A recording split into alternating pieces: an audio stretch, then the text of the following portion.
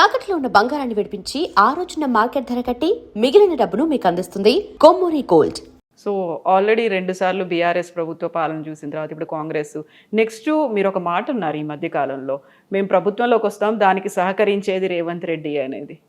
నేను అనలేదు, నేను ఎప్పుడన్నా వాళ్ళ టెన్యూర్ చూసిన తర్వాత ఇండైరెక్ట్గా ఆయనే మాకు సహకరిస్తున్నట్టుగా అవుతుంది, ఆయన వల్లే మేము ప్రభుత్వంలోకి వస్తాము అనే ఒక మాట.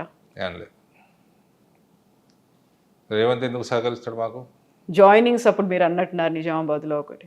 రేవంత్ మాకు సహకరిస్తాడనే సహకరించడము అంటే ప్రభుత్వం ఏర్పాటుకి వీళ్ళ పాలనలో వైఫల్యం కావచ్చు, ఇంకోటి కావచ్చు, మాకు సహకారం అలా వస్తుంది అనే ఒక మాట. రేవంత్ ఫెయిల్ అవుతున్నాడు కాబట్టి మేము వస్తాము అని ఆ రకంగా అనటం వేరు. రేవంత్ ఎందుకు సహకరిస్తాడు? Why will he cooperate? So అదే ఒక చిన్న క్వశ్చన్ మార్క్ లాగా అనిపించింది. ఎందుకు వెటకారంగా అని ఉంటా నేను. ఓకే, వెటకారంగా ఏమైనా అనుంటా, అది కూడా గుర్తులేదు నాకు, కానీ వెటకారంగా అని ఉంటా అనుంటే. సో ఇప్పుడు ఆ ప్రభుత్వంలో జరుగుతున్నటువంటి వీటన్నిటిని ఫెయిల్యూర్స్ని, వైఫల్యాలని గట్టిగా అడ్డుకోవడానికో లేకుంటే ఎలుగెత్తి ప్రశ్నించడానికో బీజేపీలో యూనిటీ అనేది లేదు అనే మాట. అది కూడా తెలంగాణ బీజేపీకి సంబంధించి గ్రూపులు ఏమైనా ఉన్నాయా? గ్రూప్ రాజకీయాలు అవుతున్నాయా? సో చూడండి మేడం, మేము చిన్నగా ఉన్నప్పటి నుంచి రాజకీయాలు చూస్తున్నాము. ఓ గ్రూప్, కాంగ్రెస్లో గ్రూప్ ఉంటుండే, రాజశేఖర రెడ్డి గ్రూప్ ఉంటుండే, విజయభాస్కర్ రెడ్డి గ్రూప్ ఉంటుండే, మధ్యలో ఈయన దింపి నెదురుమల్లి జనార్దన్ రెడ్డి సీఎం అయ్యిండు. ఒక గ్రూప్ అంటే నాయకుడు ఉంటే వెనకకి తిరిగితే 30-40 మంది ఎమ్మెల్యేలు ఉంటుండే. ఈడేమున్నారండి? ఏం గ్రూపు?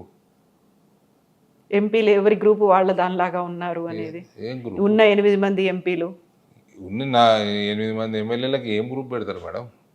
ఎంపీలు ఏం గ్రూప్? ఎంపీ నేషనల్ గవర్నమెంట్, పక్కన పెట్టండి నేషనల్ పార్టీ. ఇక్కడ ఏ గ్రూప్ ఎక్కడిది? అంటే ముందు నుంచి ఉన్న బీజేపీ లీడర్లు, కొత్తగా వచ్చిన వాళ్ళు, కొత్తగా ఎమ్మెల్యేలు ఎంపీలు అయిన వాళ్ళు, సరికొత్తగా స్టేట్ కమిటీ మేడం తిప్పి కొడితే 8 మంది, అందులోకి ఒక ఆయన రిజైన్ చేసిపోయాడు, 7 ఉన్నారు. అందులో 7 2 జిల్లాలకు సంబంధించిన వాళ్ళే, 2-3 జిల్లాలకు సంబంధించిన వాళ్ళే 7. మిగిలిన 8లో 0. ఏం గ్రూపులు పెడతారు? మీకు రాజాసింగ్కి ఫ్రెండ్షిప్ ఉందా? సింపతి ఉందా? నాకు బీజేపీలో ఎవరితోటి విభేదాలు, ఎనిమిటీ లేదు, అందరూ ఫ్రెండ్సే. రాజాసింగ్ నేనేం పర్సనల్ ఫ్రెండ్స్ కాదు. రాజాసింగ్కి మంచి ఫాలోయింగ్ ఉంది, రాజాసింగ్ పాపులర్ నాయకుడు, అభిమానిస్తారు, నేను కూడా అభిమానిస్తా. కాకపోతే ఆయన మళ్ళీ బీజేపీలోకి వస్తాడు, రావాలి అన్నట్టుగా మీరు మాట్లాడడం, ఆయనకి బ్యాక్ సపోర్ట్ లాగా. ఆయన రిజైన్ చేసిపోయిండండి. అవును, రావాలనుకుంటే దానికి ఒక ప్రొసీజర్ ఉంటుంది, అడాప్ట్ చేసుకోవాలి. ఆయన వస్తే బాగుంటుంది అనే ఒక ఆలోచన కూడా ఎవరు వచ్చినా బాగానే ఉంటుందండి. ఎవరైనా పార్టీ జాయిన్ అయితే మంచిదే కదా. కాకపోతే ఉన్నప్పుడు ఆయన లేవనెత్తినటువంటి కొన్ని ప్రశ్నలు ఉన్నాయి కదా. ఎవరైతే సంస్థాగతంగా కింది స్థాయి నుంచి ఉన్నారో కార్యకర్తల్ని బీజేపీ పట్టించుకోలేదు, అందువల్ల ఇన్ని రకాల గ్రూపులు వచ్చాయి అనే మాట.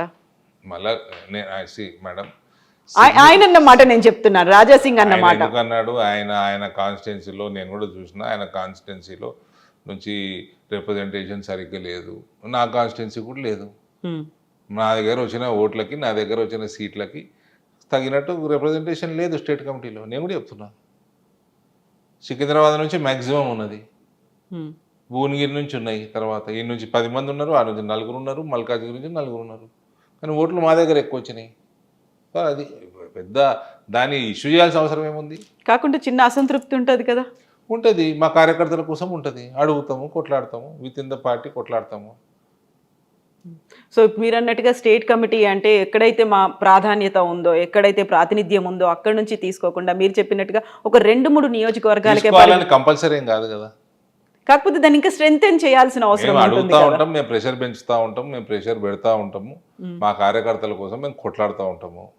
అది మా కర్తవ్యం. కానీ చేయాల్సింది finally party will decide, party president will decide, it is up to him, you cannot question him. So fight only request him. So ఆ ఫైటింగ్ అనేది ఇంటర్నల్ గా జరగాల్సినటువంటి బయట కూడా జరగడం. ఇప్పుడు నేను మీతో మాట్లాడుతున్నా, ఇది బయట మాట్లాడినట్టు, కానీ మాట్లాడే పద్ధతిలో డిఫరెన్స్ ఉండాలి. Exactly. I will fight with Ramchandra Rao for my కార్యకర్తాస్. I am telling you, he will see this. So will other leaders. But nothing wrong. But finally, whatever he does, I will abide by it. కాకుండా కొంచెం ఉంటుంది కదా తీసుకోవాల్సి ఉండే మన కొంచెం కార్యకర్తలకు బాగుంటుందండి, చాలా ఉంటుంది. కార్యకర్తలకు కూడా చెప్పాల్సి ఉంటుంది కదా. చెప్పాలి కదా, ఇప్పుడు మీతో మాట్లాడుతుంటే కార్యకర్తలు వింటారు కదా. అవును, మా కోసం మా అన్న మాట్లాడుతున్నాడు. బట్ ఆ ఫీల్ కంటే కూడా ఒక ప్రాతినిధ్యం ఉంది, మేము కూడా ప్రాధాన్యత వహిస్తున్నాము అనే ఒక ఫీల్ ఉంటుంది కదా, మాకు ఒక పొజిషన్ ఉంది. ఉంటది, బాధాప్తు ఉంటది. మేము పార్టీని పెంచుతున్నాము, మా దగ్గర పార్టీ బలంగా ఉన్నది, మాకు ఇయ్యాలా అని మేము గట్టిగా అడుగుతాము. ఇవ్వకపోతే ఇంకా కాస్త గట్టిగా అడుగుతారా, సైలెంట్ అవుతారా? ఇది ఏడాది పోయి చెప్పుకుంటాము, మొర పెట్టుకుంటాము.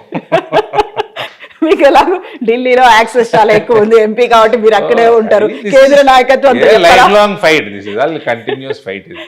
సో ఇప్పుడు రాష్ట్రంలో స్టేట్ కమిటీలో మీ వాళ్ళు లేరు, అక్కడ సెంట్రల్ లో చెప్పుకోవచ్చు. పూర్తిగా లేరని కాదు, మా దగ్గర నుంచి చాలా తక్కువ ఇద్దరు ఉన్నారు.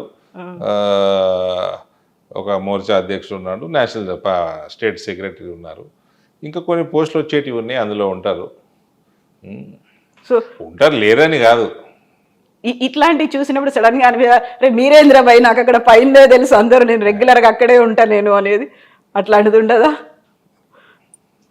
అట్లేం లేదండి. ఎందుకు రామచంద్రరావు గారిని అడుగుతాం మేము. ఆయన తెలియనోడా, ఆయనకు నాకు సాన్నిహిత్యం లేదా? సాన్నిహిత్యం ఉన్న చోట ఇంకా ఎక్కువ గట్టిగా అడుగుతాం. కాకపోతే ఇవి లోపల అడుగుతున్న వాటికంటే కూడా బయట వినిపిస్తున్న మాటలే ఎక్కువ ఉన్నాయి, బయట మాట్లాడుతున్న మాటలే ఎక్కువ ఉన్నాయి, గ్రూపులు అనేవి ఎక్కువ ఉన్నాయి అనేది మీకు కిషన్ రెడ్డి గారికి కూడా పడట్లేదు అనేటువంటి మాట.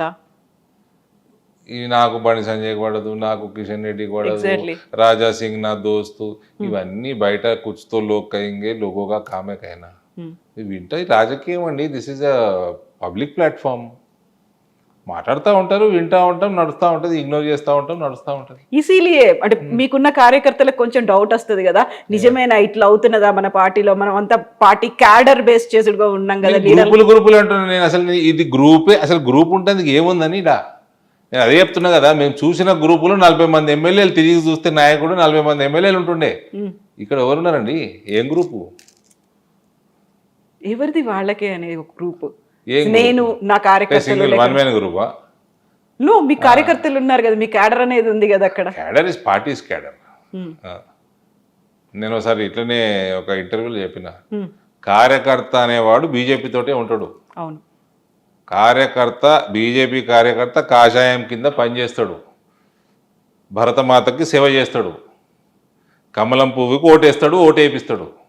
వేరే పార్టీలలో ఫాలోవర్లు ఉంటారు, నాయకుడు పోతే వీళ్ళు వెళ్ళిపోతారు, భారతీయ జనతా పార్టీలో పోరు.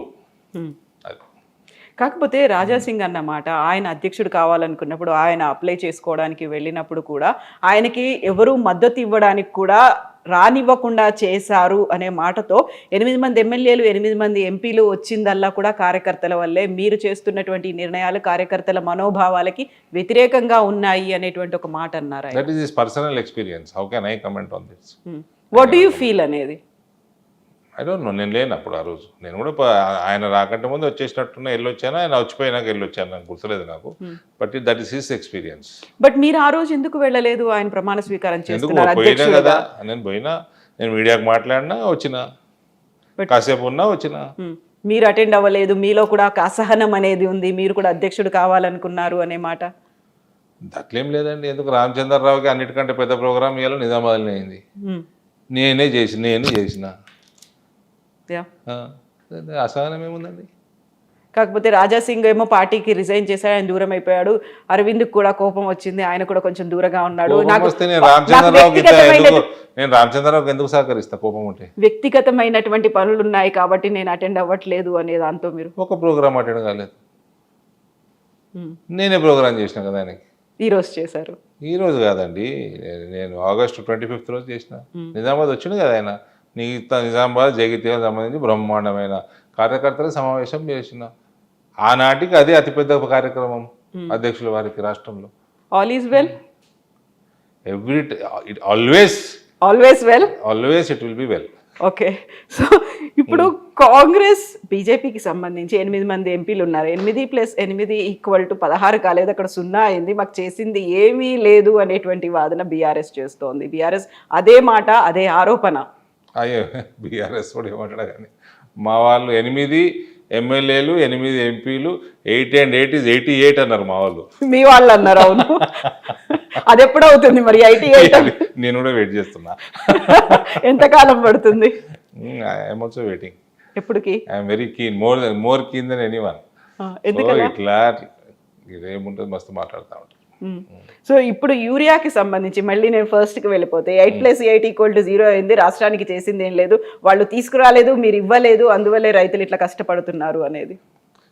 మేడం, మీకు ఎంత 100 కిలోల యూరియా కావాలంటే మీరు ముందు కేంద్రానికి తెలియజేయాలా. మీరు తెలియజేసింది వాళ్ళు సప్లై చేస్తారు. అక్కడి నుంచి తెచ్చుకోవాల్సింది ట్రైన్లో మీ బాధ్యత.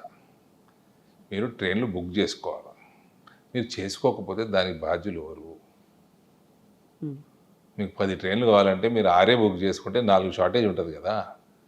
అది జరిగింది తెలంగాణలో. గది ఈ మాట బీజేపీ చెప్పగలుగుతోందా క్షేత్రస్థాయిలో ఏం జరిగింది అని? చెప్పుకోవాలి. ఇప్పుడు నేను చెప్తున్నా, మిమ్మల్ని అడిగిన నేను చెప్తున్నా. అడగకపోయినా రైతుల ఆందోళన ఉంది కాబట్టి వాళ్ళు ఆగ్రహం అనేది వస్తుంది, వాళ్ళు బాధలో ఉన్నారు.